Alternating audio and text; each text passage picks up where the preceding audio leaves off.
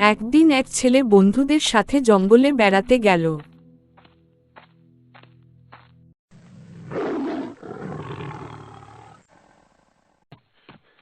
হঠাৎ বাঘের গর্জন শোনা মাত্র একে একে সবাই পালিয়ে গেল, কিন্তু ছেলেটি একা পড়ে রইল।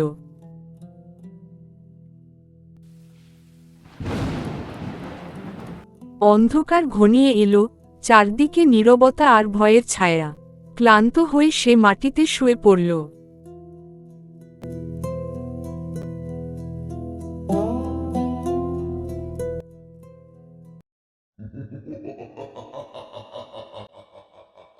হঠাৎ সামনে এক ভূত এসে দাঁড়াল।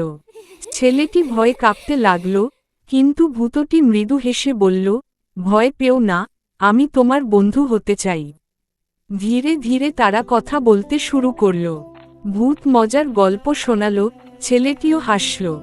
ভয় মিলিয়ে গিয়ে গভীর রাতটা কেটে গেল হাসি আর বন্ধুত্বে।